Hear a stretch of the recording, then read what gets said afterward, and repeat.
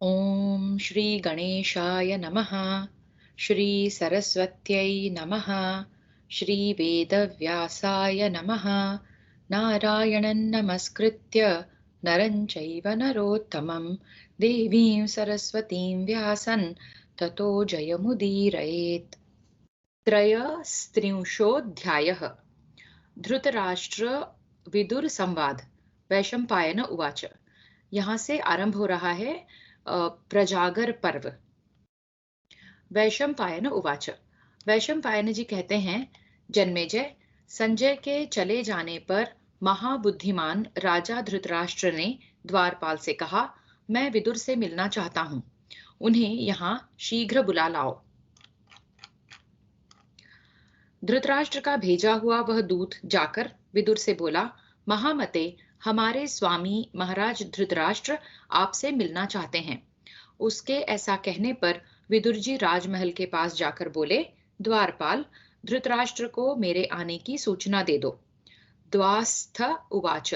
द्वारपाल ने जाकर कहा, महाराज, आपकी आज्ञा से विदुर जी यहाँ आ पहुंचे हैं। वे आपके चरणों का दर्शन करना चाहते हैं। मुझे आज्ञा दीजिए, उन्हें क्या कार्य बताया जाए। धृतराष्ट्र उवाच। धृतराष्ट्र ने कहा, बुद्धिमान दूरदर्शी विदुर को भीतर ले आओ। मुझे इस विदुर से मिलने में कभी भी अड़चन नहीं है। द्वास्थ उवाच। द्वारपाल विदुर के पास आकर बोला, विदुर जी, आप बुद्धिमान महाराज धृतराष्ट्र के अंतःपुर में प्रवेश कीजिए। महाराज ने मुझसे कहा है कि मुझे विदुर से मिलने में कोई अड़चन नहीं है। वैशंपायन उवाच। वैशंपायन जी कहते हैं, राजन, तदनंतर विदुर धृतराष्ट्र के महल के भीतर जाकर चिंता में पड़े हुए राजा से हाथ जोड़कर बोले, महाप्राज्ञ, मैं विदुर हूँ, आपकी आज्ञा से यहाँ आया हूँ। यदि मेरे करने योग्य कुछ काम हो तो मैं उपस्थित हूँ, मुझे आज्ञा कीजिए। धृतराष्ट्र उवाच। धृतराष्ट्र ने कहा, विदुर, बुद्धिमान संजय आया था, वह मुझे बुरा भला कहकर चला गया है। कल सभा में वह अजात शत्रु युधिष्ठिर के वचन सुनाएगा। आज मैं उस कुरुवीर युधिष्ठिर की बात न जान सका, यही मेरे अंगों को जला रहा है, और इसी ने मुझे अब तक जगा रखा है। तात, मैं चिंता से जलता हुआ अभी तक जग रहा हूँ। मेरे लिए जो कल्याण की बात समझो वह कहो, क्योंकि हम लोगों में तुम ही धर्म और अर्थ के ज्ञान में निपुण हो। संजय जब से पांडवों के यहाँ से लौट कर आया है, तब से मेरे मन को पूर्ण शांति नहीं मिलती। सभी इंद्रियां विकल हो रही हैं। कल वह क्या कहेगा, इसी बात की मुझे इस समय बड़ी भारी चिंता हो रही है। विदुर उवाच। विदुर जी बोले, राजन, जिसका बलवान के साथ विरोध हो गया है, उस उस साधनहीन दुर्बल मनुष्य को, जिसका सब कुछ हर लिया गया है, उसको, कामी को तथा चोर को रात में नींद नहीं आती। नरेंद्र, कहीं आपका भी इन महान दोषों से संपर्क तो नहीं हो गया है? कहीं पराये धन के लोभ से तो आप कष्ट नहीं पा रहे हैं? धृतराष्ट्र उवाच। धृतराष्ट्र ने कहा, विदुर, मैं तुम्हारे धर्मयुक्त तथा कल्याण करने वाले सुंदर वचन सुनना चाहता हूँ, क्योंकि इस राजर्षि वंश में केवल तुम ही विद्वानों के भी माननीय हो। विदुर उवाच। विदुर जी बोले, महाराज धृतराष्ट्र, श्रेष्ठ लक्षणों से संपन्न राजा युधिष्ठिर तीनों लोकों के स्वामी हो सकते हैं। वे आपके आज्ञाकारी थे, पर आपने उन्हें वन में भेज दिया। आप धर्मात्मा और धर्म के जानकार होते हुए भी आंखों की ज्योति से हीन होने के कारण उन्हें पहचान न सके। इसी से उनके अत्यंत विपरीत हो गए और उन्हें राज्य का भाग देने में आपकी सम्मति नहीं हुई। युधिष्ठिर में क्रूरता का अभाव, दया, धर्म, सत्य तथा पराक्रम है। वे आप में पूज्य बुद्धि रखते हैं। इन्हीं सद्गुणों के कारण वे सोच विचार कर चुपचाप बहुत से क्लेश सह रहे हैं। आप दुर्योधन, शकुनी, कर्ण तथा दुशासन जैसे अयोग्य व्यक्तियों पर राज्य का भार रखकर कैसे कल्याण चाहते हैं? अपने वास्तविक स्वरूप का ज्ञान, उद्योग, दुख सहने की शक्ति और धर्म की स्थिरता, ये गुण जिस मनुष्य को पुरुषार्थ से च्युत नहीं करते, वही पंडित कहलाता है। जो अच्छे कर्मों का सेवन करता और बुरे कर्मों में दूर रहता है, साथ ही जो आस्तिक और श्रद्धालु है, उसके वे सद्गुण पंडित होने के लक्षण हैं। क्रोध, हर्ष, गर्व, लज्जा, उद्दंडता तथा अपने को पूज्य समझना, ये भाव जिसको पुरुषार्थ से भ्रष्ट नहीं करते, वही पंडित कहलाता है। दूसरे लोग जिसके कर्तव्य, सलाह और पहले से किए हुए विचारों को नहीं जानते, बल्कि काम पूरा होने पर ही जानते हैं, वही पंडित कहलाता है। सर्दी गर्मी, भय अनुराग, संपत्ति तथा दरिद्रता, ये जिसके कार्य में विघ्न नहीं डालते, वही पंडित कहलाता है। जिसकी लौकिक बुद्धि धर्म और अर्थ का ही अनुसरण करती है और जो भोग को छोड़कर पुरुषार्थ का ही वर्ण करता है, वही पंडित कहलाता है। विवेकपूर्ण बुद्धि वाले पुरुष शक्ति के अनुसार काम करने की इच्छा रखते हैं और करते भी हैं, तथा किसी वस्तु को तुच्छ समझकर उसकी अवहेलना नहीं करते। विद्वान पुरुष किसी विषय को देर तक सुनता है, किंतु शीघ्र ही समझ लेता है। समझ कर कर्तव्य बुद्धि से पुरुषार्थ में प्रवृत्त होता है, कामना से नहीं। बिना पूछे दूसरे के विषय में व्यर्थ कोई बात नहीं करता है। उसका यह स्वभाव पंडित की मुख्य पहचान है। पंडितों की सी बुद्धि रखने वाले मनुष्य दुर्लभ वस्तु की कामना नहीं करते, खोई हुई वस्तु के विषय में शोक करना नहीं चाहते और विपत्ति में पड़कर घबराते नहीं हैं। जो पहले निश्चय करके फिर कार्य का आरंभ करता है, कार्य के बीच में नहीं रुकता, समय को व्यर्थ नहीं जाने देता और चित्त को वश में रखता है, वही पंडित कहलाता है। भरत कुलभूषण, पंडित जन श्रेष्ठ कर्मों में रुचि रखते हैं, उन्नति के कार्य करते हैं तथा भलाई करने वालों में दोष नहीं निकालते। जो अपना आदर होने पर हर्ष में मारे फूले नहीं उठता, अनादर से संतप्त नहीं होता तथा गंगा जी के हृदय यानी कि गहरे गर्त के समान जिसके चित्त को क्षोभ नहीं होता, वही पंडित कहलाता है। जो संपूर्ण भौतिक पदार्थों की असलियत का ज्ञान रखने वाला, सब कार्यों के करने का ढंग जानने वाला तथा मनुष्यों में सबसे बढ़कर उपाय का जानकार है, वह मनुष्य पंडित कहलाता है।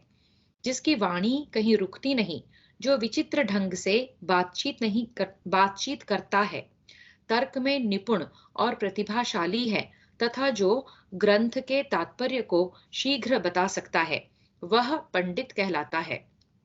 जिसकी विद्या बुद्धि का अनुसरण करती है और बुद्धि विद्या का, तथा जो शिष्ट पुरुषों की मर्यादा का उल्लंघन नहीं करता, वही पंडित की संज्ञा पा सकता है। बिना पढ़े ही गर्व करने वाले, दरिद्र होकर भी बड़े बड़े मनोरथ करने वाले और बिना काम किए ही धन पाने की इच्छा रखने वाले मनुष्य को पंडित लोग मूर्ख कहते हैं। जो अपना कर्तव्य छोड़कर दूसरे के कर्तव्य का पालन करता है तथा मित्र के साथ असत आचरण करता है, वह मूर्ख कहलाता है। जो न चाहने वालों को चाहता है और चाहने वालों को त्याग देता है तथा जो अपने से बलवान के साथ वैर बांधता है, उसे मूढ़ विचार का मनुष्य कहते हैं। जो शत्रु को मित्र बनाता और मित्र से द्वेष करते हुए उसे कष्ट पहुंचाता है तथा सदा बुरे कर्मों का आरंभ किया करता है, उसे मूढ़ चित्त वाला कहते हैं। भरत श्रेष्ठ, जो अपने कर्मों के व्यर्थ ही जो अपने कृत्यों को व्यर्थ ही फैलाता है, सर्वत्र संदेह करता है तथा शीघ्र होने वाले काम में भी देर लगाता है, वह मूढ़ है। जो पितरों का श्राद्ध और देवताओं का पूजन नहीं करता तथा जिसे सुहृद मित्र नहीं मिलता, उसे मूढ़ चित्त वाला कहते हैं। मूढ़ चित्त वाला अधम मनुष्य बिना बुलाए ही भीतर चला आता है, बिना पूछे ही बहुत बोलता है तथा अविश्वसनीय मनुष्य पर भी विश्वास करता है। स्वयं दोषयुक्त बर्ताव करते हुए भी जो दूसरे पर उसके दोष बताकर आक्षेप करता है तथा जो असमर्थ होते हुए भी व्यर्थ का क्रोध करता है, वह मनुष्य महामूर्ख है। जो अपने बल को न समझकर बिना काम किए ही धर्म और अर्थ से विरुद्ध तथा न पाने योग्य वस्तु की इच्छा करता है, वह पुरुष इस संसार में मूढ़ बुद्धि कहलाता है। राजन, जो अनअधिकारी को उपदेश देता और शून्य की उपासना करता है तथा जो कृपण का आश्रय लेता है, उसे मूढ़ चित्त वाला कहते हैं। जो बहुत धन, विद्या तथा ऐश्वर्य को पाकर भी उद्दंडता पूर्वक नहीं चलता, वह पंडित कहलाता है। जो अपने द्वारा भरण पोषण के योग्य व्यक्तियों को बांटे बिना अकेले ही उत्तम भोजन करता और अच्छा वस्त्र पहनता है, उससे बढ़कर क्रूर कौन होगा। मनुष्य अकेला पाप करके धन कमाता तो है और उस धन का उपभोग बहुत से लोग करते हैं। उपभोग करने वाले तो दोष से छूट जाते हैं, पर उसका कर्ता दोष का भागी होता है। किसी धनुर्धर वीर के द्वारा छोड़ा हुआ बाण संभव है एक को भी मारे या न मारे, परंतु बुद्धिमान द्वारा प्रयुक्त की हुई बुद्धि राजा के साथ साथ संपूर्ण राष्ट्र का विनाश कर सकती है।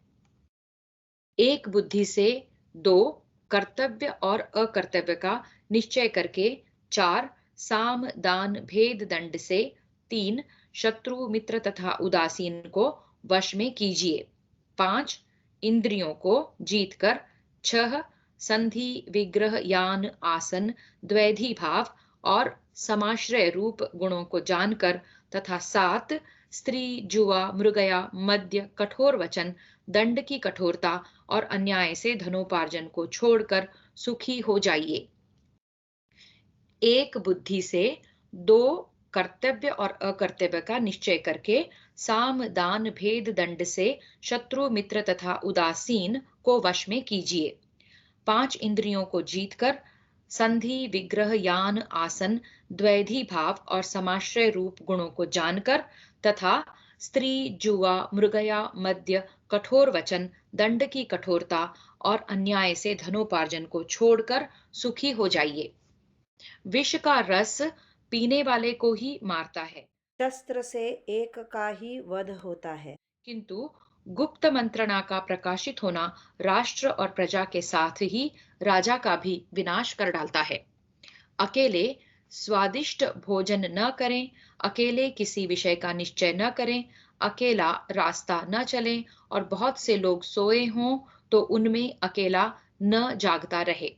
राजन, जैसे समुद्र के पार जाने के लिए नाव ही एकमात्र साधन है, उसी प्रकार स्वर्ग के लिए सत्य ही एकमात्र सोपान है, दूसरा नहीं।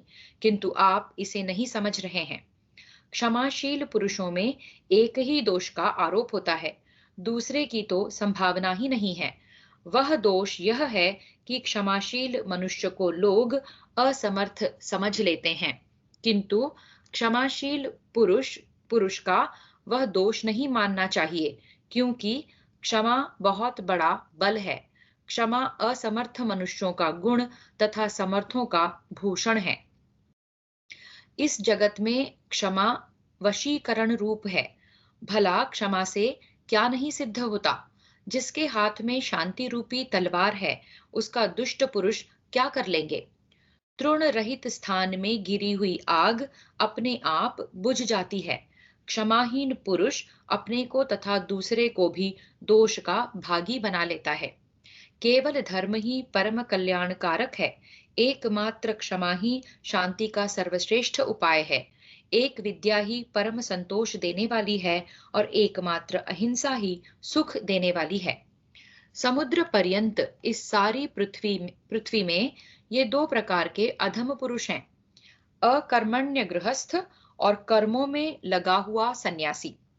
बिल में रहने वाले जीवों को जैसे सांप खा जाता है, उसी प्रकार यह पृथ्वी शत्रु से विरोध न करने वाले राजा और परदेश सेवन न करने वाले ब्राह्मण, इन दोनों को खा जाती है। जरा भी कठोर न बोलना और दुष्ट पुरुषों का आदर न करना, इन दो कर्मों का करने वाला मनुष्य इस लोक में विशेष शोभा पाता है। दूसरी स्त्री द्वारा चाहे गए पुरुष की कामना करने वाली स्त्रियां तथा दूसरों के द्वारा पूजित मनुष्य का आदर करने वाले पुरुष, ये दो प्रकार के लोग दूसरों पर विश्वास करके चलने वाले होते हैं। जो निर्धन होकर भी बहुमूल्य वस्तु की इच्छा रखता और असमर्थ होकर भी क्रोध करता है, ये दोनों ही अपने लिए तीक्ष्ण कांटों के समान हैं एवं अपने शरीर को सुखाने वाले हैं। दो ही अपने विपरीत कर्म के कारण शोभा नहीं पाते, अकर्मण्य गृहस्थ और प्रपंच में लगा हुआ सन्यासी। राजन, ये दो प्रकार के पुरुष स्वर्ग के भी ऊपर स्थान पाते हैं, शक्तिशाली होने पर भी क्षमा करने वाला और निर्धन होने पर भी दान देने वाला। न्याय पूर्वक उपार्जित किए हुए धन के दो ही दुरुपयोग समझने चाहिए, अपात्र को दान और सत्पात्र को न देना, अपात्र को देना और सत्पात्र को न देना।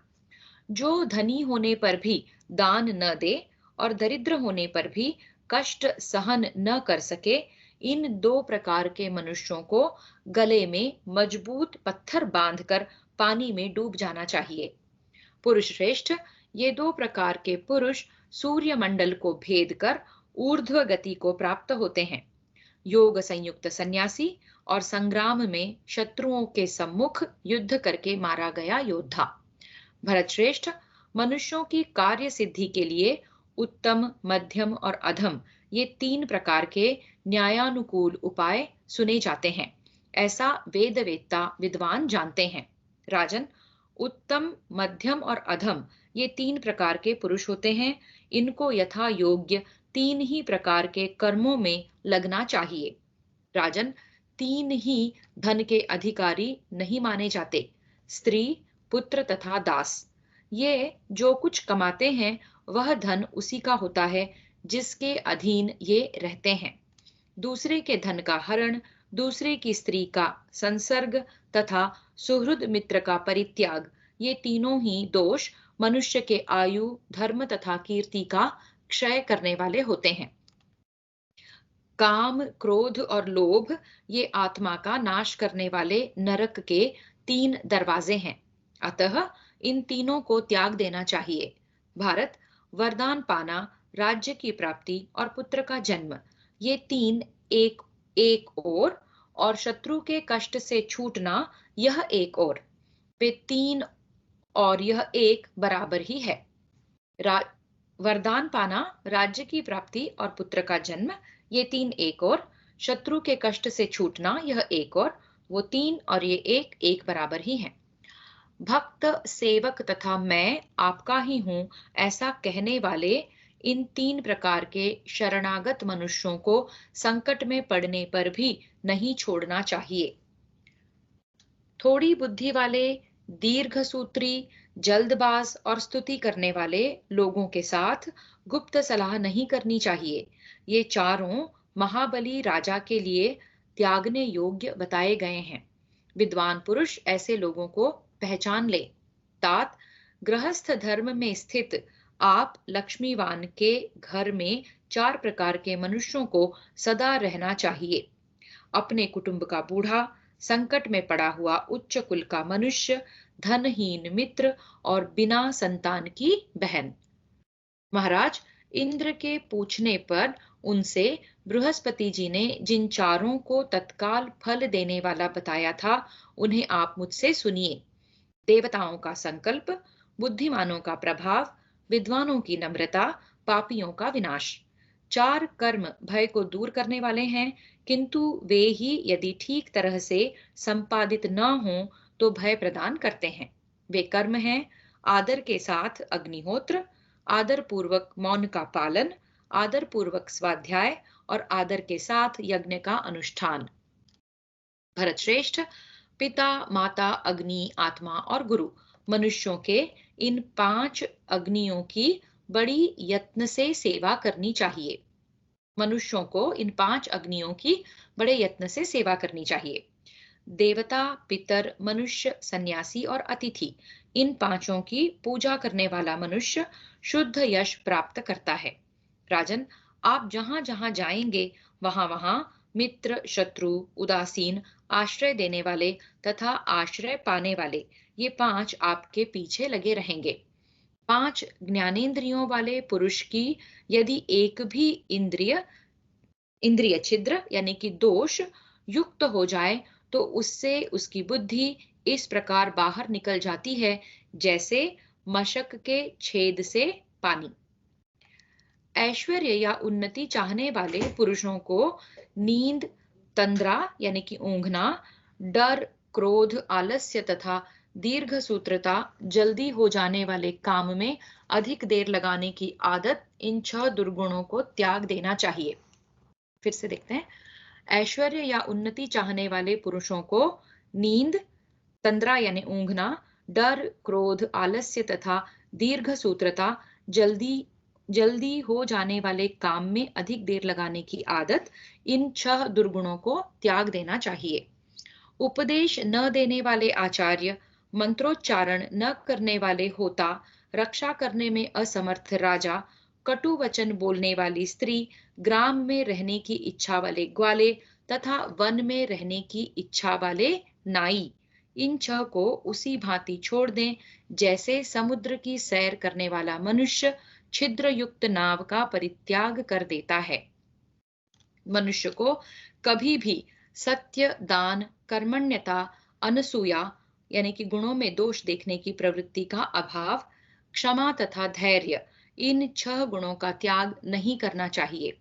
राजन, धन की प्राप्ति, नित्य निरोग रहना, स्त्री का अनुकूल तथा प्रियवादिनी होना, पुत्र का आज्ञा के अंदर रहना तथा धन पैदा करने वाली विद्या का ज्ञान, ये 6 बातें इस मनुष्य लोक में सुखदायिनी होती हैं। मन में नित्य रहने वाले 6 शत्रु, काम, क्रोध, लोभ, मोह, मद तथा मात्सर्य को जो वश में कर लेता है, वह जितेंद्रिय पुरुष पापों से ही लिप्त नहीं होता, फिर उनसे उत्पन्न होने वाले अनर्थों से युक्त होने की तो बात ही क्या है। निम्नांकित 6 प्रकार के मनुष्य 6 प्रकार के लोगों से अपनी जीविका चलाते हैं। 7वें की उपलब्धि नहीं होती।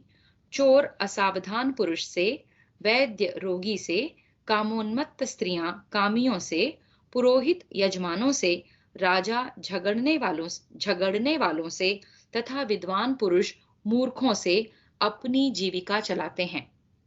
मुहूर्त मुहूर्त भर भी देखरेख न करने से गो सेवा, खेती, स्त्री, विद्या तथा शूद्रों से मेल, ये 6 चीजें नष्ट हो जाती है।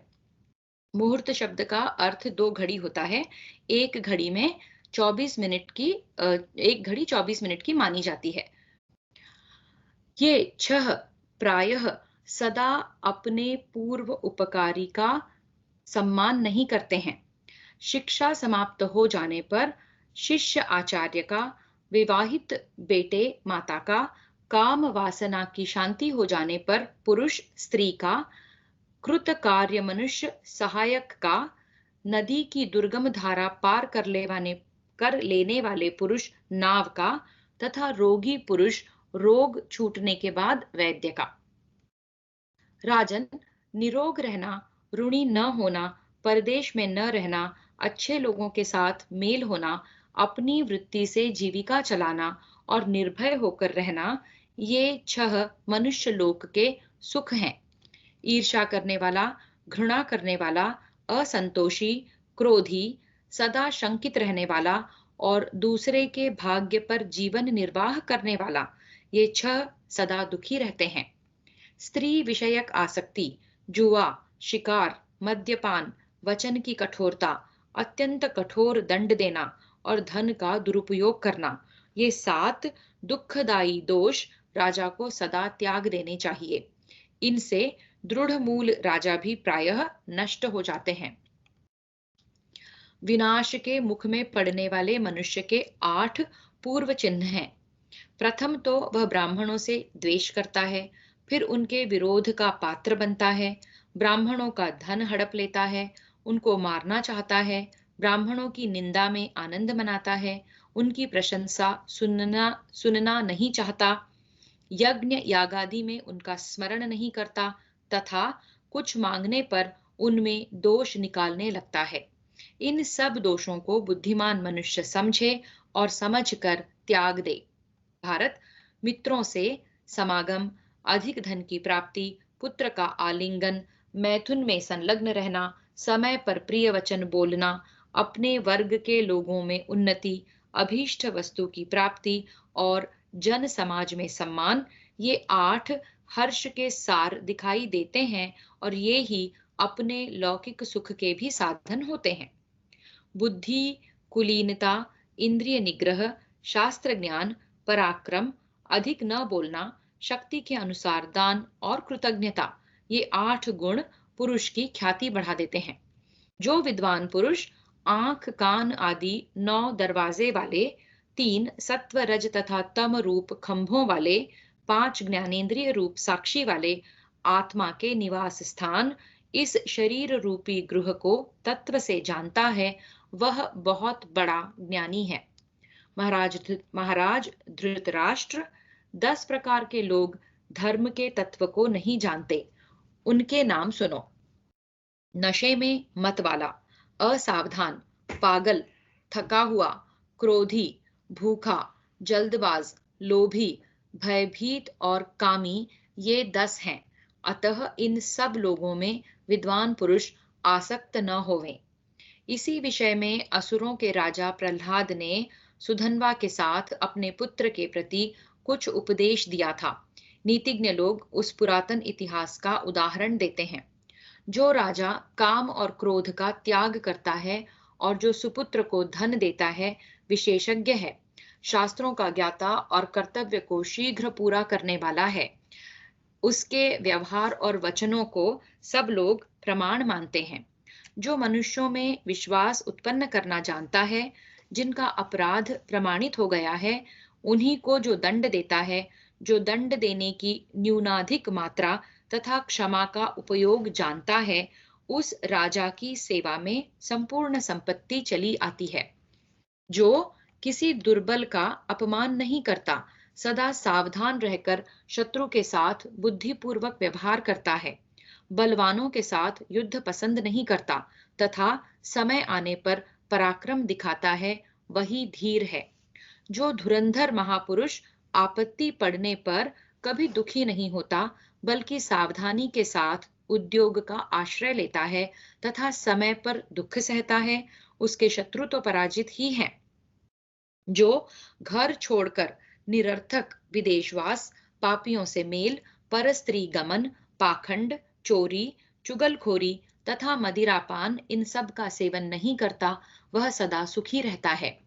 जो क्रोध या उतावली के साथ धर्म, अर्थ तथा काम का आरंभ नहीं करता, पूछने पर यथार्थ बात ही बोलता है, मित्र के लिए झगड़ा नहीं पसंद करता, आदर न पाने पर क्रुद्ध नहीं होता, विवेक नहीं खो बैठता, दूसरों के दोष नहीं देखता, सब पर दया करता है, असमर्थ होते हुए किसी की जमानत नहीं देता, बढ़कर नहीं बोलता तथा विवाद को सह लेता है, ऐसा मनुष्य सब जगह प्रशंसा पाता है।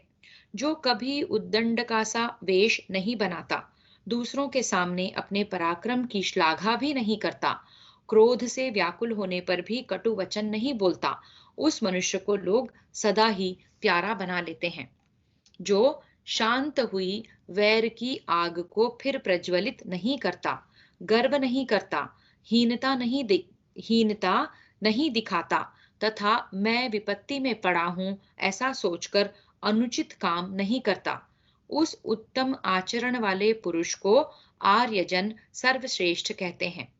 जो अपने सुख में प्रसन्न नहीं होता, दूसरे के दुख के समय हर्ष नहीं मनाता और दान देकर पश्चाताप नहीं करता, वह सज्जनों में सदाचारी कहलाता है। जो मनुष्य देश के व्यवहार, अवसर तथा जातियों के धर्मों को तत्व से जानना चाहता है, उसे उत्तम अधम का विवेक हो जाता है। वह जहां कहीं भी जाता है, सदा महान जन समूह पर अपनी प्रतिभा स्थापित कर लेता है। जो बुद्धिमान दंभ, मोह, मात्सर्य, पाप कर्म, राजद्रोह, चुगलखोरी, समूह से वैर और मत वाले, पागल तथा दुर्जनों से विवाद छेड़ देता है, वह श्रेष्ठ है। जो बुद्धिमान दंभ, मोह, मात्सर्य, पाप कर्म, राजद्रोह, चुगलखोरी, समूह से वैर और मत वाले पागल तथा दुर्जनों से विवाद छोड़ देता है, वह श्रेष्ठ है। जो दान, होम, देव पूजन, मांगलिक कर्म, प्रायश्चित्त तथा अनेक प्रकार के लौकिक आचार, इन नित्य किए जाने योग्य कर्मों को करता है, देवता लोग उसके अभ्युदय की सिद्धि करते हैं। जो अपने बराबर वालों के साथ विवाह, मित्रता, व्यवहार तथा बातचीत करता है, हीन पुरुषों के साथ नहीं और गुणों में बढ़े चढ़े पुरुषों को सदा आगे रखता है, उस विद्वान की नीति श्रेष्ठ नीति है। जो अपने आश्रित जनों को बांटकर थोड़ा ही भोजन करता है, बहुत अधिक काम करके भी थोड़ा सोता है तथा मांगने पर जो मित्र नहीं है उन्हें भी धन देता है, उस मनस्वी पुरुष को सारे अनर्थ दूर से ही छोड़ देते हैं। जिसके अपनी इच्छा के अनुकूल और दूसरों की इच्छा के विरुद्ध कार्य को दूसरे लोग कभी भी नहीं जान पाते, मंत्र गुप्त रहने और अभीष्ट कार्य का ठीक ठीक संपादन होने के कारण उसका थोड़ा भी काम बिगड़ने नहीं पाता। जो मनुष्य संपूर्ण भूतों को शांति प्रदान करने में तत्पर, सत्यवादी, कोमल, दूसरों को आदर देने वाला तथा पवित्र विचार वाला होता है, वह अच्छी खान से निकले और चमकते हुए श्रेष्ठ रत्न की भांति अपनी जाति वालों में अधिक प्रसिद्धि पाता है। जो स्वयं ही अधिक लज्जाशील है, वह सब लोगों में श्रेष्ठ समझा जाता है। वह अपने अनंत तेज, शुद्ध हृदय एवं एकाग्रता से युक्त होने के कारण कांति में सूर्य के समान शोभा पाता है। अंबिकानंदन, मृग रूपधारी किंदम ऋषि के शाप से दग्ध राजा पांडु के जो 5 पुत्र वन में उत्पन्न हुए, वे 5 इंदों के समान शक्तिशाली हैं। इंद्र यानी चंद्रमा को भी कहते हैं। वे 5 इंदों के समान शक्तिशाली हैं। उन्हें अपने ही बचपन से उन्हें आपने ही बचपन से पाला और शिक्षा दी है। वे भी आपकी आज्ञा का पालन करते हैं। तात, उन्हें उनका न्यायोचित राज्य भाग देकर आप अपने पुत्रों के साथ आनंदित होते हुए सुख भोगिए। नरेंद्र, ऐसा करने पर आप देवताओं तथा मनुष्यों की आलोचना के विषय नहीं रह जाएंगे। इस प्रकार श्री महाभारत उद्योग पर्व के अंतर्गत प्रजागर पर्व में विदुर नीति वाक्य विषयक 33वां अध्याय पूरा हुआ। चतुस्त्रिंध्यायः चतुस्त्रिंध्यायः धृतराष्ट्र के प्रति विदुर जी के नीति युक्त वचन। धृतराष्ट्र उवाच। धृतराष्ट्र बोले, तात, मैं चिंता से जलता हुआ अभी तक जाग रहा हूं। तुम मेरे करने योग्य जो कार्य समझो उसे बताओ, क्योंकि हम लोगों में तुम ही धर्म और अर्थ के ज्ञान में निपुण हो। उदार चित्त विदुर, तुम अपनी बुद्धि से विचार कर मुझे ठीक ठीक उपदेश करो। जो बातें युधिष्ठिर के लिए हितकर और कौरवों के लिए कल्याणकारी समझो, वह सब अवश्य बताओ। विद्वान, मेरे मन में अनिष्ट की आशंका बनी रहती है, इसलिए मैं सर्वत्र अनिष्ट ही देखता हूँ। अतः व्याकुल हृदय से मैं तुमसे पूछ रहा हूँ, अजात शत्रु युधिष्ठिर क्या चाहते हैं, सो सब ठीक ठीक बताओ। विदुर उवाच। विदुर जी ने कहा, राजन, मनुष्य को चाहिए कि वह जिनकी पराजय नहीं चाहता, उसको बिना पूछे भी अच्छी अथवा बुरी, कल्याण करने वाली या अनिष्ट करने वाली जो भी बात हो बता दे। इसलिए राजन, जिससे समस्त कौरवों का हित हो, मैं वही बात आपसे कहूंगा। मैं जो कल्याणकारी एवं धर्मयुक्त वचन कह रहा हूं, उन्हें आप ध्यान देकर सुने।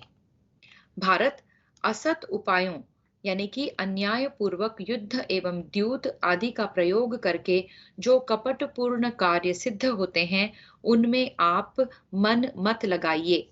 इसी प्रकार अच्छे उपायों का उपयोग करके सावधानी के साथ किया गया कोई कर्म यदि सफल न हो, तो बुद्धिमान पुरुष को उसके लिए मन में ग्लानि नहीं करनी चाहिए। किसी प्रयोजन से किए गए कर्मों में पहले प्रयोजन को समझ लेना चाहिए। खूब सोच विचार कर काम करना चाहिए। जल्दबाजी से किसी काम का आरंभ नहीं करना चाहिए। धीर मनुष्य को उचित है कि पहले कर्मों का प्रयोजन, परिणाम तथा अपनी उन्नति का विचार करके फिर काम आरंभ करे या न करे। जो राजा स्थिति, लाभ, हानि, खजाना, देश तथा दंड आदि की मात्रा को नहीं जानता, वह राज्य पर स्थिर नहीं रह सकता। जो इनके प्रमाणों को उपर्युक्त प्रकार से ठीक ठीक जानता है तथा धर्म और अर्थ के ज्ञान में दत्तचित्त रहता है, वह राज्य को प्राप्त करता है। अब तो राज्य प्राप्त ही हो गया, ऐसा समझकर अनुचित बर्ताव नहीं करना चाहिए। उद्दंडता संपत्ति को उसी प्रकार नष्ट कर देती है जैसे सुंदर रूप को बुढ़ापा। जैसे मछली बढ़िया खाद्य वस्तु से ढकी हुई लोहे की कांटी को लोभ में पकड़कर निगल जाती है, उससे होने वाले परिणाम पर विचार नहीं करती, अतएव मर जाती है। अतः अपनी उन्नति चाहने वाले पुरुष को वही वस्तु खानी यानी कि ग्रहण करनी चाहिए जो परिणाम में अनिष्टकर न हो, अर्थात जो खाने योग्य हो तथा खाई जा सके, खाने या ग्रहण करने पर पच सके और पच जाने पर हितकारी हो। जो पेड़ से कच्चे फलों को तोड़ता है, वह उन फलों से रस तो पाता है, परंतु उस वृक्ष के बीज का नाश हो जाता है। परंतु जो समय पर पके हुए फल को ग्रहण करता है, वह फल से रस पाता है और उस बीज से पुनः फल प्राप्त करता है। जैसे भौरा फूलों की रक्षा करता हुआ ही उनके मधु का ग्रहण करता है, उसी प्रकार राजा भी प्रजाजनों को कष्ट दिए बिना ही उनसे धन ले। जैसे माली बगीचे में एक एक फूल तोड़ता है, उसकी जड़ नहीं काटता, उसी प्रकार राजा प्रजा की रक्षा पूर्वक उनसे कर ले उसी प्रकार राजा प्रजा की रक्षा पूर्वक उनसे कर ले, कोयला बनाने वाले की तरह जड़ से नहीं काटे। इसे करने से मेरा क्या लाभ होगा और न करने से क्या हानि होगी, इस प्रकार कर्मों के विषय में भली भांति विचार करके फिर मनुष्य कर्म करे या न करे। कुछ ऐसे व्यर्थ कार्य हैं जो नित्य अप्राप्त होने के कारण आरंभ करने योग्य नहीं होते, क्योंकि उनके लिए किया हुआ पुरुषार्थ भी व्यर्थ हो जाता है। जिसकी प्रसन्नता का कोई फल नहीं है और क्रोध भी व्यर्थ है, उसको प्रजा स्वामी बनाना नहीं चाहती। जैसे स्त्री नपुंसक को पति नहीं बनाना चाहती। जिनका मूल धन यानी कि साधन छोटा और फल महान हो, बुद्धिमान पुरुष उनको शीघ्र ही आरंभ कर देता है। वैसे कामों में वह विघ्न नहीं आने देता। जो राजा इस प्रकार प्रेम के साथ कोमल दृष्टि से देखता है, मानो आंखों से पीना चाहता है, वह चुपचाप बैठा भी रहे तो भी प्रजा उससे अनुराग रखती है। राजा वृक्ष की भांति अच्छी तरह फूलने यानी कि प्रसन्न रहने पर भी फल से खाली रहे, अधिक देने वाला ना हो। फिर से, राजा वृक्ष की भांति अच्छी तरह फूलने यानी कि प्रसन्न रहने पर भी फल से खाली रहे, यानी कि अधिक देने वाला ना हो।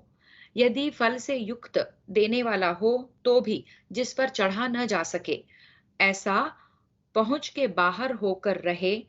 कच्चा यानी कि कम शक्तिशाली या शक्ति वाला होने पर भी पके यानी कि शक्ति संपन्न की भांति अपने को प्रकट करे, ऐसा करने से वह नष्ट नहीं होता।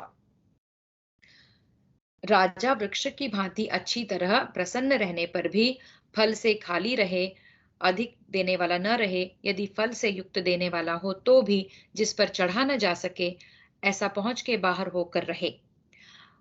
कम शक्ति वाला होने पर भी शक्ति संपन्न की भांति अपने को प्रकट करे, ऐसा करने से वह नष्ट नहीं होता। जो राजा नेत्र, मन, वाणी और कर्म इन चारों से प्रजा को प्रसन्न करता है, उसी से प्रजा प्रसन्न रहती है। जैसे व्याध से हरिण भयभीत होती है, उसी प्रकार जिससे समस्त प्राणी डरते हैं, वह समुद्र पर्यंत पृथ्वी का राज्य पाकर भी प्रजाजनों के द्वारा त्याग दिया जाता है। अन्याय में स्थित हुआ राजा बाप दादों का राज्य पाकर भी अपने कर्मों से उसे इस तरह भ्रष्ट कर देता है, जैसे हवा बादल को छिन्न भिन्न कर देती है।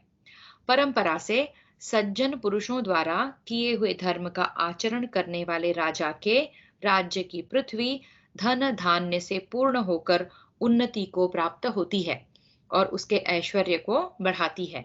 जो राजा धर्म को छोड़ता और अधर्म का अनुष्ठान करता है, उसकी राज्य भूमि आग पर रखे हुए चमड़े की भांति संकुचित हो जाती है। दूसरे राष्ट्रों का नाश करने के लिए जिस प्रकार का प्रयत्न किया जाता है, उसी प्रकार की तत्परता अपने राज्य की रक्षा के लिए करनी चाहिए। धर्म से ही राज्य प्राप्त करे और धर्म से ही उसकी रक्षा करे, क्योंकि धर्म मूलक राज्य लक्ष्मी को पाकर न तो राजा उसे छोड़ता है और न वही राजा को छोड़ती है। निरर्थक बोलने वाले, पागल तथा बकवाद करने वाले बच्चे से भी सब ओर से उसी भांति सार बात ग्रहण करनी चाहिए, जैसे पत्थरों में से सोना लिया जाता है। जैसे शीलोंछ जैसे शिलोंछ वृत्ति से जीविका चलाने वाला अनाज का एक एक दाना चुगता रहता है, उसी प्रकार धीर पुरुष को जहां तहां से भावपूर्ण वचनों, सूक्तियों और सत्कर्मों का संग्रह करते रहना चाहिए। गौएं गंध से, ब्राह्मण लोग वेदों से, राजा गुप्तचरों से और अन्य साधारण लोग आंखों से देखा करते हैं। राजन, जो गाय बड़ी कठिनाई से दुहने देती है, वह बहुत क्लेश उठाती है, किंतु जो आसानी से दूध देती है, उसे लोग कष्ट नहीं देते। जो धातु बिना गर्म किए मुड़ जाता है, उन्हें आग में नहीं तपाते।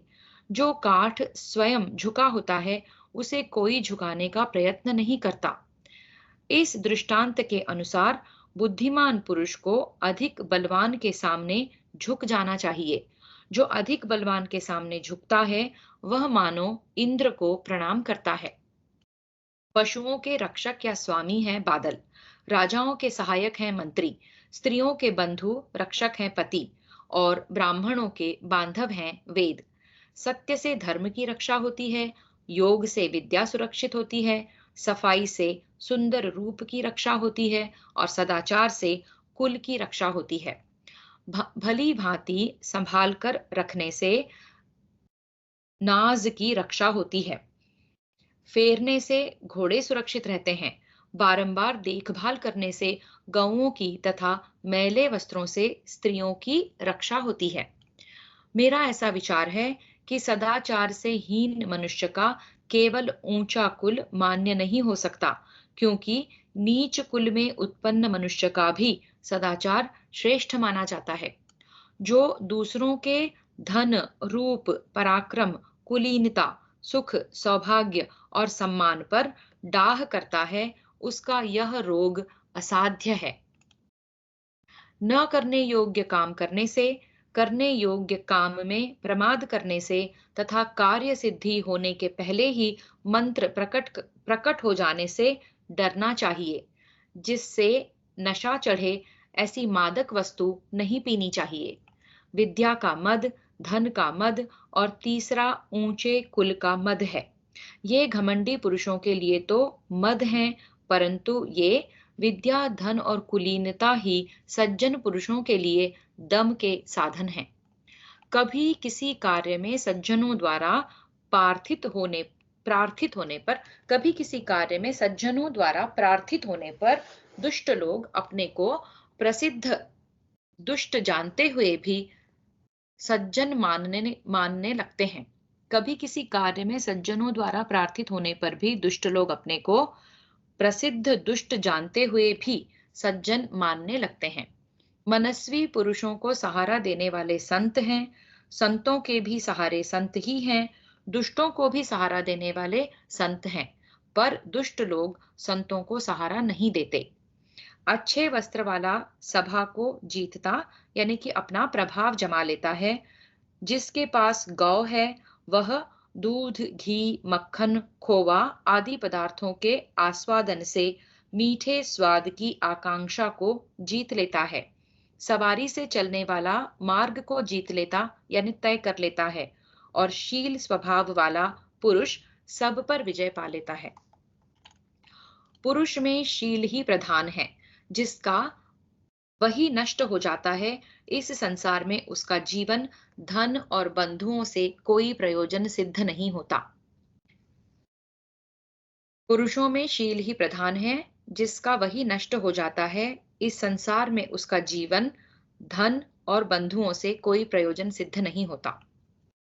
भरत श्रेष्ठ, धनोन्मत्त यानी कि तामस स्वभाव वाले पुरुषों के भोजन में मांस की, मध्यम श्रेणी वालों के भोजन में गोरस की तथा दरिद्रों के भोजन में तेल की प्रधानता होती है। दरिद्र पुरुष सदा स्वादिष्ट भोजन ही करता है, क्योंकि भूख उनके भोजन में विशेष स्वाद उत्पन्न कर देती है और वह भूख धनियों के लिए सर्वथा दुर्लभ है। राजन, संसार में धनियों को प्रायः भोजन को पचाने की शक्ति नहीं होती, किंतु दरिद्रों के पेट में काठ भी पच जाते हैं।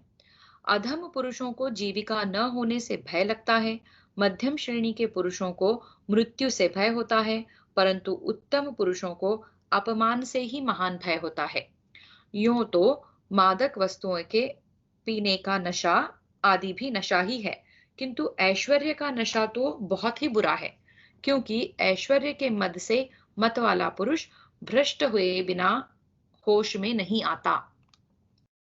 वश में न होने के कारण विषयों में रमने वाली इंद्रियों से यह संसार उसी भांति कष्ट पाता है, जैसे सूर्य आदि ग्रहों से नक्षत्र तिरस्कृत हो जाते हैं। जो मनुष्य जीवों को वश में करने वाली सहज 5 इंद्रियों से जीत लिया गया, उसकी आपत्तियां शुक्ल पक्ष के चंद्रमा की भांति बढ़ती हैं। इंद्रियों सहित मन को जीते बिना ही जो मंत्रियों को जीतने की इच्छा करता है, या मंत्रियों को अपने अधीन किए बिना शत्रु को जीतना चाहता है, उस अजितेंद्रिय पुरुष को सब लोग त्याग देते हैं। जो पहले इंद्रियों सहित मन को ही शत्रु समझकर जीत लेता है, उसके बाद यदि वह मंत्रियों तथा शत्रुओं को जीतने की इच्छा करे तो उसे सफलता मिलती है।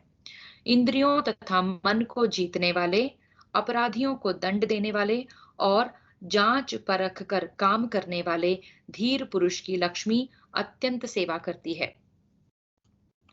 राजन, मनुष्य का शरीर रथ है, बुद्धि सारथी है और इंद्रियां इसके घोड़े हैं।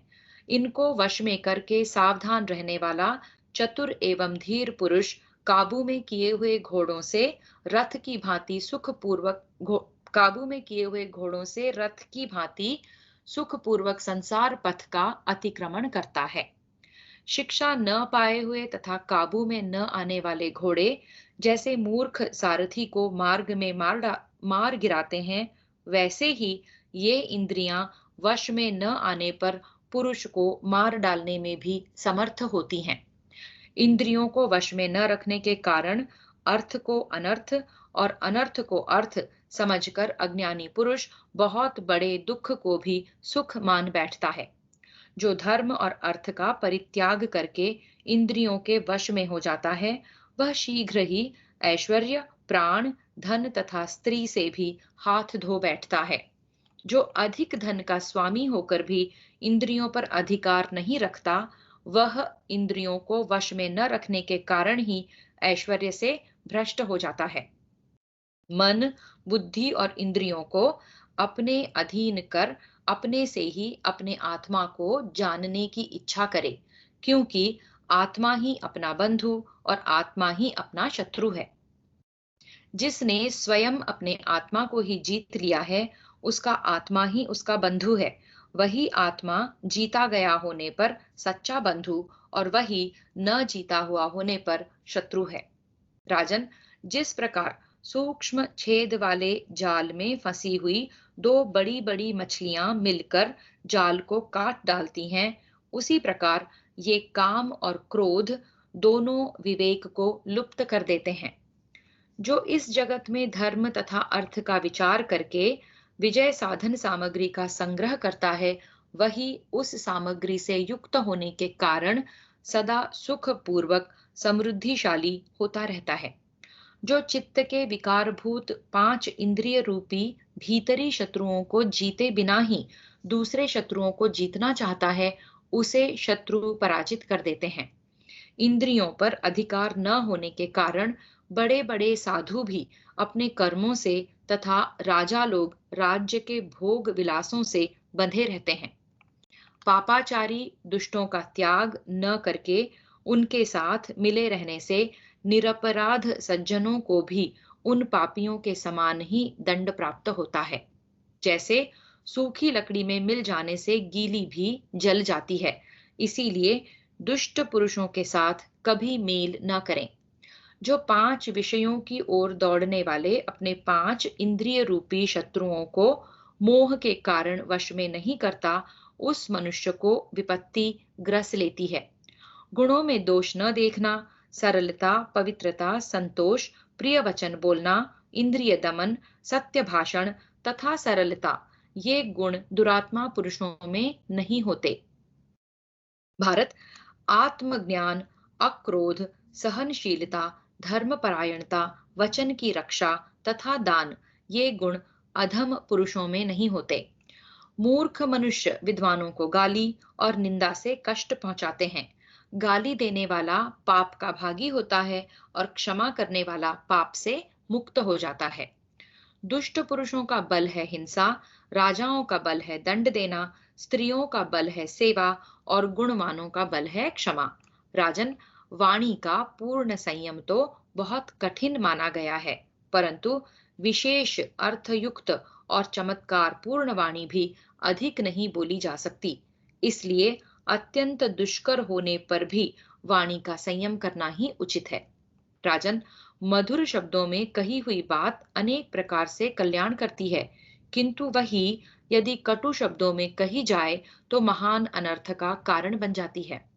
बाणों से बिंधा हुआ तथा फरसे से कटा हुआ वन भी अंकुरित हो जाता है, किंतु कटु वचन कहकर वाणी से किया हुआ भयानक घाव नहीं भरता। करणी, नालीक और नाराच नामक बाणों को शरीर से निकाल सकते हैं, परंतु कटु वचन रूपी बाण नहीं निकाला जा सकता, क्योंकि वह हृदय के भीतर धंस जाता है। कटु वचन रूपी बाण मुख से निकलकर दूसरों के मर्म स्थान पर ही चोट करते हैं। उनसे आहत मनुष्य रात दिन घुलता रहता है। अतः विद्वान पुरुष दूसरों पर उनका प्रयोग न करें। देवता लोग जिसे पराजय देते हैं, उसकी बुद्धि को पहले ही हर लेते हैं। इससे वह नीच कर्मों पर ही अधिक दृष्टि रखता है। विनाश काल उपस्थित होने पर बुद्धि मलिन हो जाती है। फिर तो न्याय के समान प्रतीत होने वाला अन्याय हृदय से बाहर नहीं निकलता। भरत श्रेष्ठ, आपके पुत्रों की वह बुद्धि पांडवों के प्रति विरोध से व्याप्त हो गई है। आप इन्हें पहचान नहीं रहे हैं। महाराज धृतराष्ट्र, जो राज लक्षणों से संपन्न होने के कारण त्रिभुवन का भी राजा हो सकता है, वह आपका आज्ञाकारी युधिष्ठिर ही इस पृथ्वी का शासक होने योग्य है। वह धर्म तथा अर्थ के तत्व को जानने वाला, तेज और बुद्धि से युक्त, पूर्ण सौभाग्यशाली तथा आपके सभी पुत्रों से बढ़ चढ़कर है। राजेंद्र, धर्मधारियों में श्रेष्ठ युधिष्ठिर दया, सौम्य भाव तथा आपके प्रति गौरव बुद्धि के कारण बहुत कष्ट सह रहा है। इस प्रकार श्री महाभारत उद्योग पर्व के अंतर्गत प्रजागर पर्व में विदुर नीति वाक्य विषयक 34वां अध्याय पूरा हुआ। पंचत्रिंशोऽध्यायः। विदुर के द्वारा केशिनी के लिए सुधन्वा के साथ विरोचन के विवाद का वर्णन करते हुए धृतराष्ट्र को धर्मोपदेश। धृतराष्ट्र उवाच। धृतराष्ट्र ने कहा, महाबुद्धे, तुम पुनः धर्म और अर्थ से युक्त बातें कहो। इन्हें सुनकर मुझे तृप्ति नहीं होती। इस विषय में तुम विलक्षण बातें कह रहे हो। विदुर उवाच। विदुर जी बोले, राजन, सब तीर्थों में स्नान और सब प्राणियों के साथ कोमलता का बर्ताव, ये दोनों एक समान हैं, अथवा कोमलता के बर्ताव का विशेष महत्व है। विभो, आप अपने पुत्र कौरव, पांडव दोनों के साथ समान रूप से कोमलता का बर्ताव कीजिए। ऐसा करने से इस लोक में महान सुयश प्राप्त करके मरने के पश्चात लोक में आप स्वर्ग लोक में जाएंगे। पुरुष श्रेष्ठ, इस लोक में जब तक मनुष्य की पावन कीर्ति का गान किया जाता है, तब तक वह स्वर्ग लोक में प्रतिष्ठित होता है। इस विषय में उस प्राचीन इतिहास का उदाहरण दिया जाता है, जिसमें केशिनी के लिए सुधन्वा के साथ विरोचन के विवाद का वर्णन है। राजन, एक समय की बात है, केशिनी नाम वाली एक अनुपम सुंदरी कन्या सर्वश्रेष्ठ पति को वरण करने की इच्छा से स्वयंवर सभा में उपस्थित हुई। उसी समय दैत्य कुमार विरोचन उसे प्राप्त करने की इच्छा से वहां आया। तब केशिनी ने वहां दैत्यराज से इस प्रकार बातचीत की। केशिन्युवाच, केशिनी बोली, विरोचन, ब्राह्मण श्रेष्ठ होते हैं या दैत्य?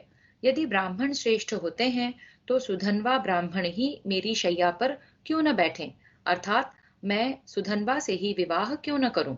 विरोचन उवाच, विरोचन ने कहा, केशिनी, हम प्रजापति की श्रेष्ठ संतान हैं, अतः सबसे उत्तम है।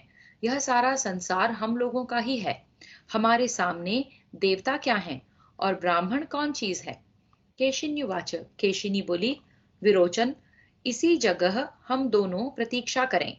कल प्रातः काल सुधन्वा यहाँ आवेगा, फिर मैं तुम दोनों को एकत्र उपस्थित देखूंगी। विरोचन उवाच, विरोचन बोला, कल्याणी, तुम जैसा कहती हो वही करूंगा। भीरु, प्रातः काल तुम मुझे और सुधन्वा को एक साथ उपस्थित देखोगी। विदुर उवाच, विदुर जी कहते हैं, राजाओं में श्रेष्ठ धृतराष्ट्र, इसके बाद जब रात बीती और सूर्य मंडल का उदय हुआ, उस समय सुधन्वा उस स्थान पर आया जहां विरोचन केशिनी के साथ उपस्थित था। भरत श्रेष्ठ, सुधन्वा प्रहलाद कुमार विरोचन और केशिनी के पास आया। ब्राह्मण को आया देख केशिनी उठ खड़ी हुई और उसने उसे आसन, पाद्य और अर्घ्य निवेदन किया। सुधन्वोवाच, सुधन्वा बोला, प्रहलाद नंदन, मैं तुम्हारे इस सुवर्णमय सुंदर सिंहासन को केवल छू लेता हूँ, तुम्हारे साथ इस पर बैठ नहीं सकता, क्योंकि ऐसा होने से हम दोनों एक समान हो जाएंगे। विरोचन उवाच, विरोचन ने कहा, सुधन्वन, तुम्हारे लिए तो पीढ़ा, चटाई या कुश का आसन उचित है। तुम मेरे साथ बराबर के आसन पर बैठने योग्य हो ही नहीं। सुधन्वोवाच, सुधन्वा ने कहा, विरोचन, पिता और पुत्र एक साथ एक आसन पर बैठ सकते हैं। दो ब्राह्मण, दो क्षत्रिय, दो वृद्ध, दो वैश्य और दो शूद्र भी एक साथ बैठ सकते हैं, किंतु दूसरे कोई दो व्यक्ति परस्पर एक साथ नहीं बैठ सकते। तुम्हारे पिता प्रहलाद नीचे बैठकर ही उच्चासन पर आसीन हुए मुझ उच्चासन पर ही आसीन हुए मुझ सुधन्वा की सेवा किया करते थे। तुम अभी बालक हो, घर में सुख से पले हो, अतः तुम्हें इन बातों का कुछ भी ज्ञान नहीं है। विरोचन उवाच, विरोचन बोला, सुधन्वन, हम असुरों के पास जो कुछ भी सेना, गौ, घोड़ा आदि धन है, उसकी मैं बाजी लगाता हूँ। हम तुम दोनों चलकर जो इस विषय के जानकार हों, उनसे पूछें कि हम दोनों में कौन श्रेष्ठ है। सुधन्वोवाच, सुधन्वा बोला, विरोचन, सुवर्ण गाय और घोड़ा तुम्हारे पास ही रहें। हम दोनों प्राणों की बाजी लगाकर जो जानकार हों उनसे पूछें।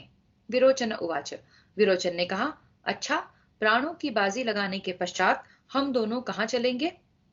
मैं तो इन देवताओं के पास जा सकता हूँ और न देवताओं के पास जा सकता हूँ और न कभी मनुष्यों से ही निर्णय करा सकता हूँ।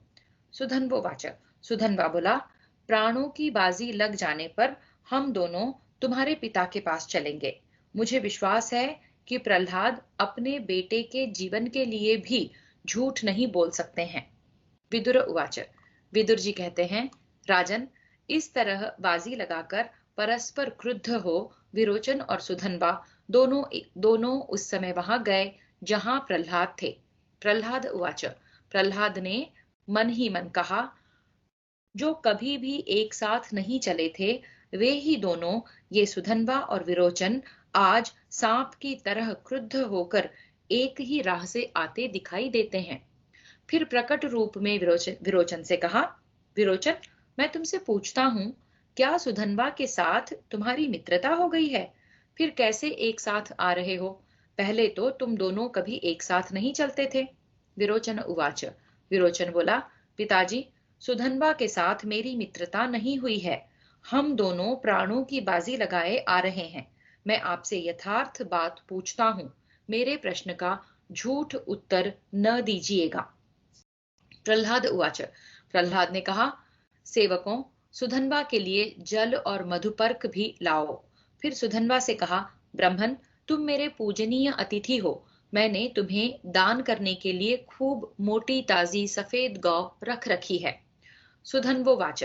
सुधनवा बोला, प्रहलाद, जल और मधुपर्क तो मुझे मार्ग में ही मिल गया है। तुम तो जो मैं पूछ रहा हूं उस प्रश्न का ठीक ठीक उत्तर दो। ब्राह्मण श्रेष्ठ हैं अथवा विरोचन?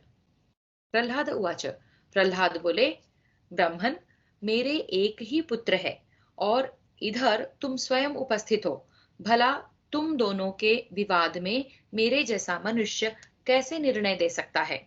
सुधन्वो वाच।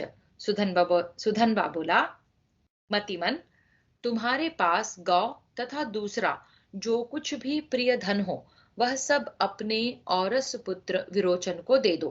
परंतु हम दोनों के विवाद में तो तुम्हें ठीक ठीक उत्तर देना ही चाहिए। प्रहलाद उवाच। प्रहलाद ने कहा, सुधनवन, अब मैं तुमसे यह बात पूछता हूँ, जो सत्य न बोले अथवा असत्य निर्णय करे, ऐसे दुष्ट वक्ता की क्या स्थिति होती है? सुधन्वो वाच। सुधनवा बोला, सौत वाली स्त्री, जुए में हारे हुए जुआरी और भार ढोने से व्यथित शरीर वाले मनुष्य की रात में जो स्थिति होती है, वही स्थिति उल्टा न्याय देने वाले वक्ता की भी होती है। जो झूठा निर्णय देता है वह राजा नगर में कैद होकर बाहरी दरवाजे पर भूख का कष्ट उठाता हुआ बहुत से शत्रुओं को देखता है। अपने स्वार्थ के वशीभूत हो पशु के लिए झूठ बोलने से 5, गौ के लिए झूठ बोलने पर 10, घोड़े के लिए असत्य भाषण करने पर 100 पीढ़ियों को और मनुष्य के लिए झूठ बोलने पर 1000 पीढ़ियों को मनुष्य नरक में गिरता है। सुवर्ण के लिए झूठ बोलने वाला अपनी भूत और भविष्य सभी पीढ़ियों को नरक में गिराता है। पीछे से पढ़ती हूँ थोड़ा।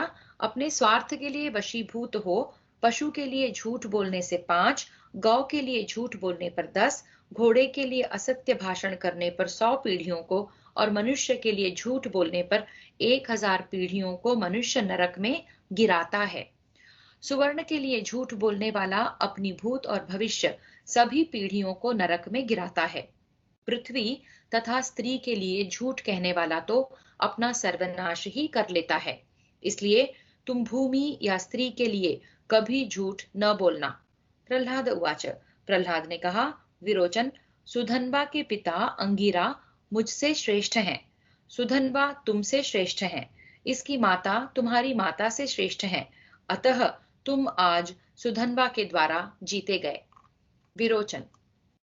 विरोचन, अब सुधनवा तुम्हारे प्राणों का स्वामी है। सुधनवन, अब यदि तुम दे दो तो मैं विरोचन को पाना चाहता हूँ। सुधन्वो वाच।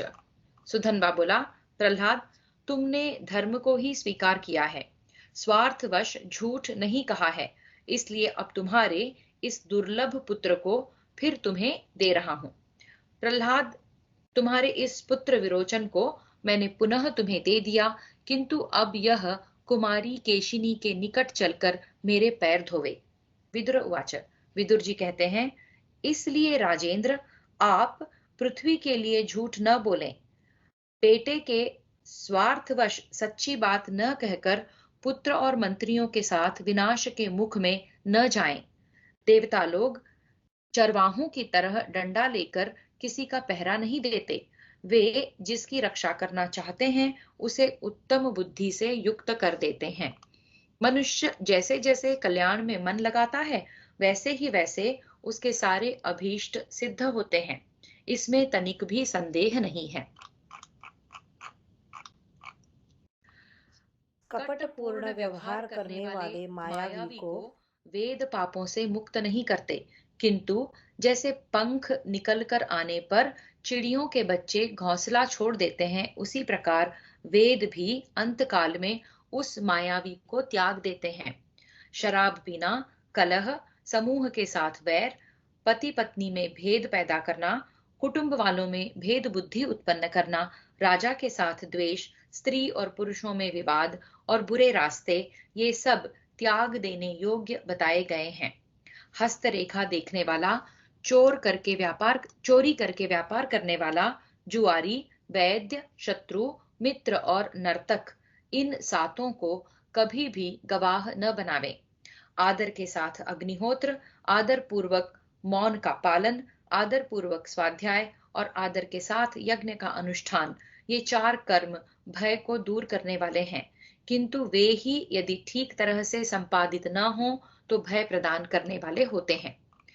घर में आग लगाने वाला, विष देने वाला, जारज संतान की कमाई खाने वाला, सोमरस बेचने वाला, शस्त्र बनाने वाला, चुगली करने वाला, मित्रद्रोही, परस्त्री लंपट, गर्भ की हत्या करने वाला, गुरु स्त्रीगामी, ब्राह्मण होकर शराब पीने वाला, अधिक तीखे स्वभाव वाला, कौवे की तरह काय काय करने वाला, नास्तिक, वेद की निंदा करने वाला, ग्राम पुरोहित, वार्त्य,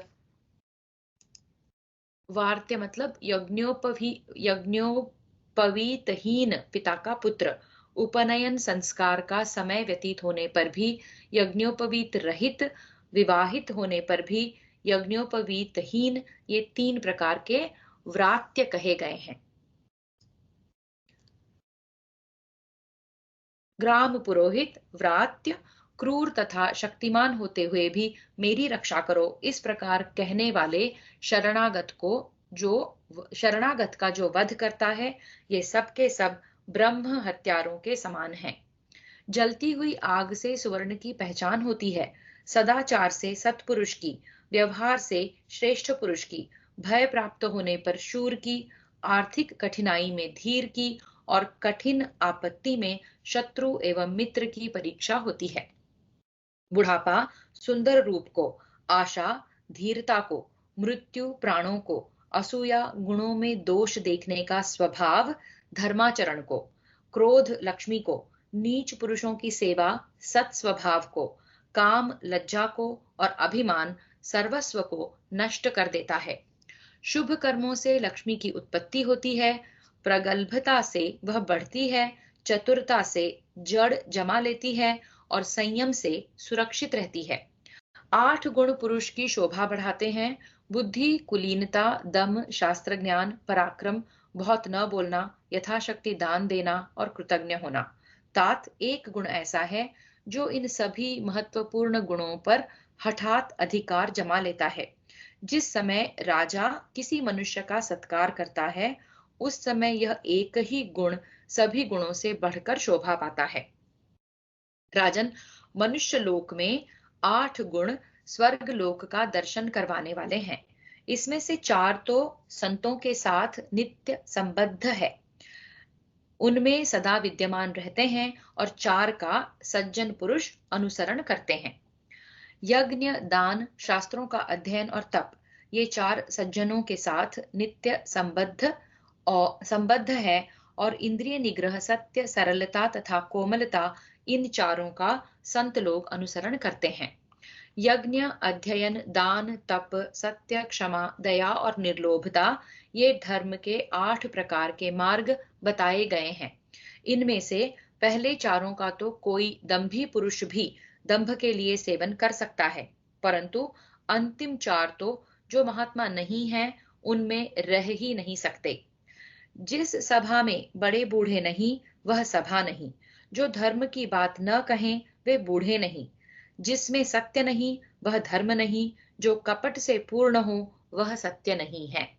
सत्य, विनय की मुद्रा, शास्त्र ज्ञान, विद्या, कुलीनता, शील, बल, धन, शूरता और चमत्कार पूर्ण बात कहना, ये 10 स्वर्ग के हेतु हैं।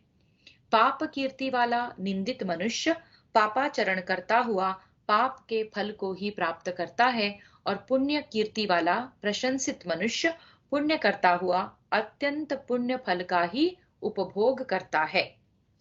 इसलिए प्रशंसित व्रत का आचरण करने वाले पुरुष को पाप नहीं करना चाहिए, क्योंकि बारंबार किया हुआ पाप बुद्धि को नष्ट कर देता है। जिसकी बुद्धि नष्ट हो जाती है वह मनुष्य सदा पाप ही करता रहता है। इसी प्रकार बारंबार किया हुआ पुण्य बुद्धि को बढ़ाता है। जिसकी बुद्धि बढ़ जाती है वह मनुष्य सदा पुण्य ही करता है। इस प्रकार पुण्य कर्मा मनुष्य पुण्य करता हुआ पुण्य लोक को ही जाता है। इसलिए मनुष्य को चाहिए कि वह सदा एकाग्र चित्त होकर पुण्य का ही सेवन करे। गुणों में दोष देखने वाला, मर्म पर आघात करने वाला, निर्दयी, शत्रुता करने वाला और शठ मनुष्य पाप का आचरण करता हुआ शीघ्र ही महान कष्ट को प्राप्त होता है। दोष दृष्टि से रहित शुद्ध बुद्धि वाला पुरुष सदा शुभ कर्मों का अनुष्ठान करता हुआ महान सुख को प्राप्त होता है और सर्वत्र उसका सम्मान होता है। जो बुद्धिमान पुरुषों में सद्बुद्धि प्राप्त करता है वही पंडित है, क्योंकि बुद्धिमान पुरुष ही धर्म और अर्थ को प्राप्त कर अनायास ही अपनी उन्नति करने में समर्थ होता है।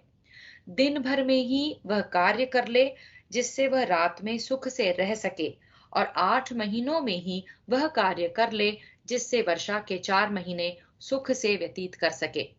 पहली अवस्था में वह काम करे जिससे वृद्धावस्था में सुखपूर्वक रह सके, और जीवन भर वह कार्य करे जिससे मरने के बाद भी परलोक में सुख से रह सके।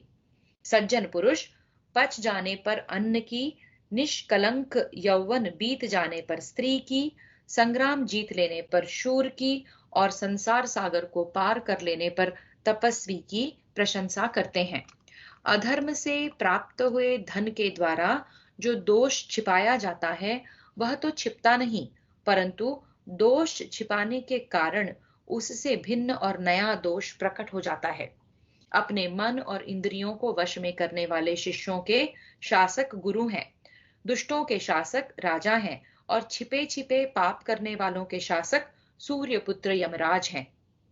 ऋषि, नदी, वंश एवं महात्माओं का तथा स्त्रियों के दुष्चरित्र का उत्पत्ति स्थान नहीं जाना जा सकता। राजन, ब्राह्मणों की सेवा पूजा में संलग्न रहने वाला, दाता, कुटुंबी जनों के प्रति कोमलता का बर्ताव करने वाला और शीलवान राजा चिरकाल तक पृथ्वी का पालन करता है। शूर, विद्वान और सेवा धर्म को जानने वाले ये 3 प्रकार के मनुष्य पृथ्वी रूप लता से सुवर्ण रूपी पुष्प का संचय करते हैं। भारत, बुद्धि से विचार किए हुए कर्म श्रेष्ठ होते हैं। बाहुबल से किए जाने वाले कर्म मध्यम श्रेणी के हैं। जंघा से किए जाने वाले कार्य अधम हैं और भार ढोने का काम महान अधम है। राजन, अब आप दुर्योधन, शकुनी, मूर्ख दुशासन तथा कर्ण पर राज्य का भार रखकर उन्नति कैसे चाहते हैं? भरत श्रेष्ठ, पांडव तो सभी उत्तम गुणों से संपन्न हैं और आप में पिता का सा भाव रखकर बर्ताव करते हैं। आप भी उन पर पुत्र भाव रखकर उचित बर्ताव कीजिए। इस प्रकार श्री महाभारत उद्योग पर्व के अंतर्गत प्रजागर पर्व में विदुर नीति वाक्य विषयक 35वां अध्याय पूरा हुआ। हरि ओम।